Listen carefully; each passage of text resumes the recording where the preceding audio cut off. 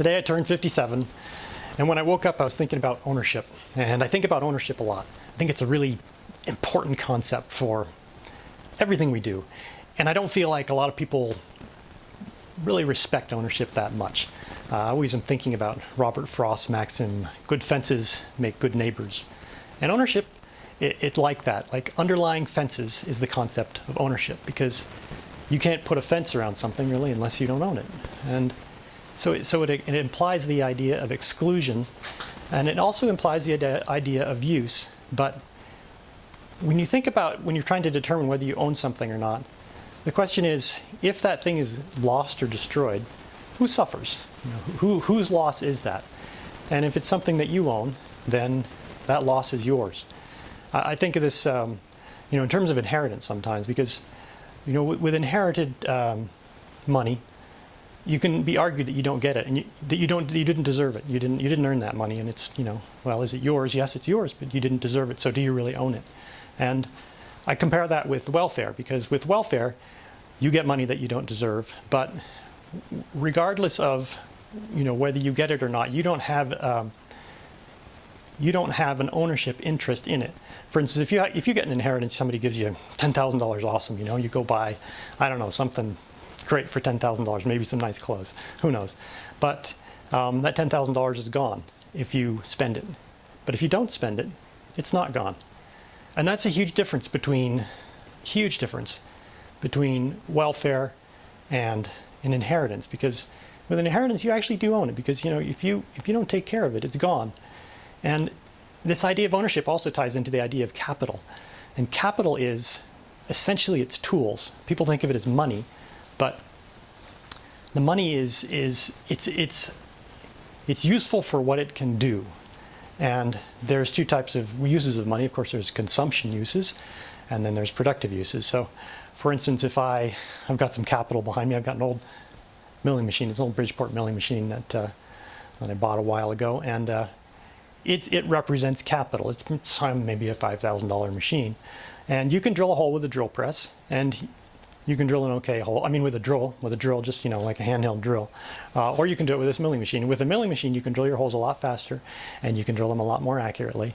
You can put them exactly in the right place, and so it's actually it allows you to increase your productivity. So capital allows you to increase your productivity, and I actually have ownership of this.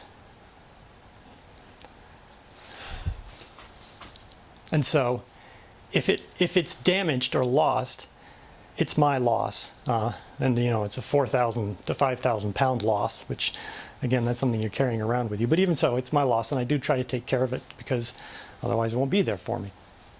And I think that if someone has use of capital, but they don't have ownership of capital, then there isn't really much incentive for them to keep it in good condition, to maintain the capital, to keep the capital.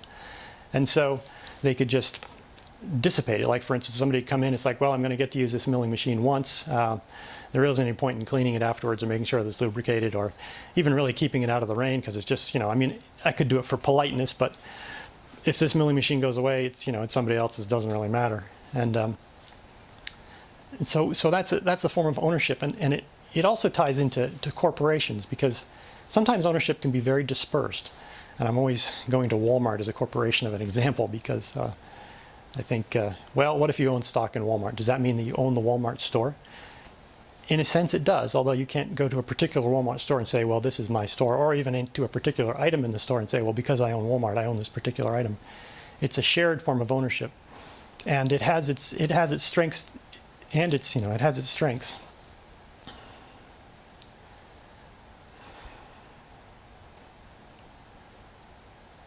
But I guess what I'm really trying to get to with ownership is that it's important with ownership that you have a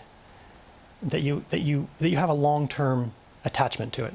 Because if you own something and you don't have any, the long-term effects are not accrued to you. I mean, basically, it doesn't really matter whether you own it or not.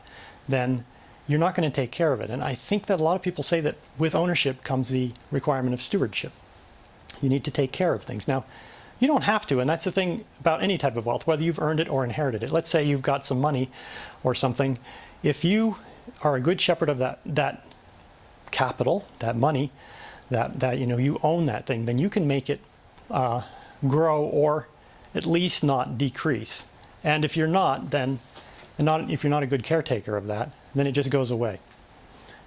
Sometimes fast, sometimes slowly, sometimes fast. But the idea is that if you really take ownership, if you recognize that you have ownership, then it's your job to take care of it. And if you don't take care of it, then you're the one you're the one that loses out. And so it's almost like a responsibility to self, and it even comes to the idea of who owns yourself. Like, do I own myself? Yes, I do. And then, well, am I going to sacrifice my short-term self for my long-term self? And it's always an issue. Do you maintain, what's your preference, your time horizon? And there's never a perfectly right answer on that, because sometimes you can sacrifice a little bit now, or sometimes you can sacrifice a little bit in the future for now. But either way, the important thing is that you're the one that's making the decision, and you're the one that's gets the result of those decisions. And so with inherited wealth, I'm coming back to that one because I keep thinking about that. The question is, well, do I deserve it? It's like, well, do you really deserve anything you get? To some extent you do, but to some extent you don't. And just because there are shades of meaning doesn't mean there is no meaning. I don't mean to say that. But with your inherited wealth, you have to place yourself in the context of you are at some stage in your life, you're either young or you're old. And when you're young and you inherit the wealth, you have to ask yourself, well, why did this person give this to me? What were they thinking? Do I have an obligation to them based on what they did for me? And I think that the answer is it's not so much an obligation to the giver, although you have that obligation to be polite to anybody, but it's more an obligation to the bigger picture. It's like, well, I've been given this well, because they loved me, probably. There's various other reasons, but because they loved me. And so you have to place yourself in this cycle of, well, somebody was caring for me, and I should probably care for myself too. And part of caring for myself and caring for them and caring for the entire society is to, take care of this as the best I can. But it doesn't mean that you have the money and you're supposed to always save it for somebody else. Because if you think about it, at some point, you are the somebody else. Somebody, your grandfather, your father, your mother, your aunt, your uncle, somebody gave you an inheritance, and they wanted it to be a good thing for you. They wanted it to actually benefit you.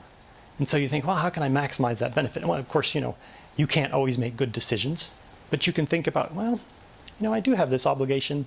I have this obligation to take care of this for myself, for my family, and for society. And so I guess I'm going somewhat in circles here, but the idea of ownership is very important.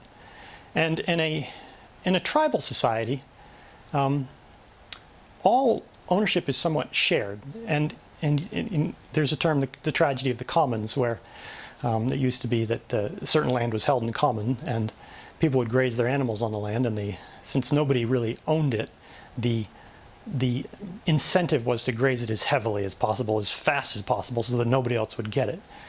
And that's sort of the result of tribalism. There's some very interesting stories of, Theodore Dalrymple has told interesting stories about plantation houses that were taken over in places that they were taken over by tribal cultures. And these beautiful gardens, these beautiful houses, which took responsibility and future benefit in order to maintain. Because there was the incentive to just get as much as you could as quickly as you could. Under the tribal system, the house was pretty much destroyed. The gardens were destroyed, and he said it took maybe 3 or 4 months. It wasn't a slow process. It was a fast process.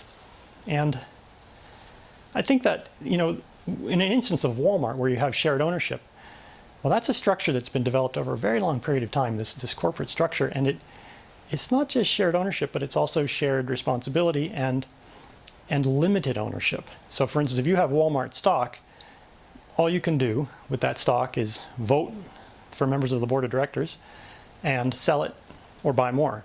So you don't really have the incentive to go gut the company that way. And the same thing can happen if somebody's inherited money and they are, saving it for their children.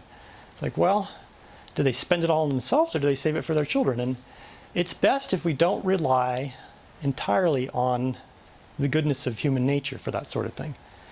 And so over the centuries, systems have developed to protect the wealth. And it's not just for the individuals, it's for the family, but also for society. It actually creates a structure of society that allows some really good accumulation of capital, as we say. And when you have accumulated capital, what you have is increased production, particularly per capita production, which means increased wealth. And so, we're living in a nice, I've got a nice building here. It's heated in the winter. It keeps the rain off. I'm not in a tent. I'm not working outside with stone tools or with a hammer and a chisel. I've got this fairly complicated thing, but this thing is resting on a structure that that works with human nature as it is. And these days there's a tendency to return to two different things. Tribalism and the idea that human nature is very moldable, that we can rely on people to change people to be a certain way. And I think there's a good mix between tradition and innovation, but I have a lot of respect for tradition, and I believe that we can look at systems that have worked and use those systems that have worked, or abandon them at our peril. And right now, I think that we're moving away from the idea of ownership, and that everybody just sort of wants to have things, but not necessarily take care of them. And I see that's kind of a scary thing. That's sort of a move to socialism, because socialism is that sense that, well, everybody owns it, but who really owns it and who really takes care of it? And so that there's this sort of looting mentality can go on.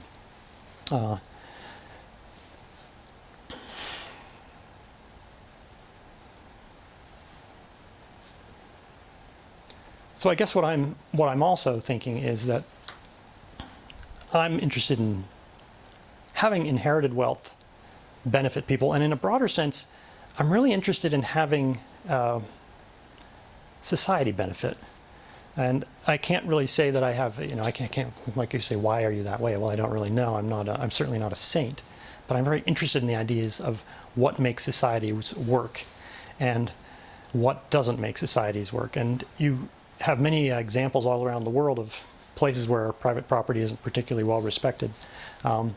And in those places, you have what I consider to be the norm of human existence, which is poverty and tyranny. If private property isn't protected, then there's no reason to accumulate it. There's just reason to use it up as fast as you can. And the people who are using it, and the other people are trying to steal it. So you have this sort of, stealing and using and everything like that. And that also gets to the idea of stealing. So in order to steal something, somebody has to own it. And the person who's stealing it has to have taken it from the person who owns it. And you have to think about that for a second, because really, if people don't own anything, can you really steal anything? Like, well, no, it's just there, And besides the corporate structure that protects capital, I mentioned trusts, or I am mentioning trusts, because the trusts are very interesting. So let's say you had a very nice estate. Back in the day, it would be a castle. And you have some children who you hope that when you are too old or die, that they will take the estate and they will maintain it. And meanwhile, though, you actually have something you need to go do. And in this case, when trusts were formed, people needed to go off to the Crusades. And the idea of the Crusades was they're going to reclaim land that had been taken. And that's a very political hot potato at this point, but that's a perspective on it. And so this gentleman is taking off to go fight in the Crusades. And he wants his estate to be taken care of while he's gone. And if he doesn't come back, he wants it to be given to his children. And so he finds somebody to take care of it for him. And he takes the estate and he does something and he puts it in a trust. And the person he is taking care of it is called the trustee. So he's taking care of the trust. And so the ownership of the castle it's complicated, because he owns it if he gets back, sort of. But it's sort of like his kids own it. And while he's gone, it's sort of like his kids own it, except, they're kids. They can't run you can't run a castle, you can't run an estate, you can't do the farming and all the things that need to be done. And so you have somebody who's experienced that will take care of that for you. And you have to trust this person to give it to their kids when they turn, say, 18 or whenever it is. And so this is a really interesting structure that was created, and it's hundreds and hundreds of years old, and it's evolved quite a bit over time. But trusts are used now to protect property and protect capital. I mean, the idea is you benefit society by protecting the capital, so the capital isn't consumed, and the roof stays on the castle, and the fields don't go back to weeds, and the water systems and the water wheel and everything, it's all maintained. Whereas otherwise somebody might say, okay, well, I'm just going to I'm going to grab the corn or the hay or the wheat out of the field and get it and go and not plant it, because if I plant it, somebody else is just going to grab it. So this idea of property is very important. And I think that it's possible to have a tribal society, and people can get along just fine in those tribal societies. But if you're starting off in a high capital society and you're moving to tribalism, it's going to be very painful to watch the standard of living and the capital be destroyed. Another thing that's important about capital is that sometimes it needs to be locked up for a long period of time. So for instance, let's say somebody lends me some money for this thing. I'm going to buy or build a milling machine. If I spend a year building the thing, expecting to be able to use it for 5 or 10 years, and then I borrow the money, I build the thing, and then after I've had it for a month, the person who lent me the money says, well, I need my money back now. And then, well, what I have to do is sell the machine, give them the money back, and my productivity is lost. And so there's this idea that in order for a protective society, there needs to be available long-term capital. And I think that's another thing that we're seeing somewhat in trusts. But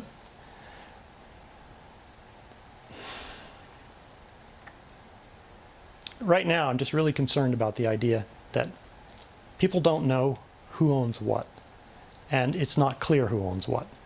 And it's really important, in order for things not to be destroyed, that we know who owns what. And not only is the capital destroyed, but if there is ambiguity in ownership, relationships can be destroyed. If somebody thinks somebody owns it and then they don't, and it's used, and of course, if somebody borrows something that somebody owns and they return it like in better shape or more of them, then usually people don't complain that much. I mean, it's still a problem, but when you start to see the real fighting is when stuff gets used and not taken care of. Well, that's kind of what I've been thinking about ownership this morning, and I realize it's kind of long and rambling. I hadn't done a video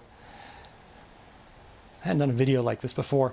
I've done this stuff where I put it in writing, and it's always interesting to see, put it in writing and to organize your thoughts, but I hadn't done it in video, and this was my attempt just to kind of see how it works out.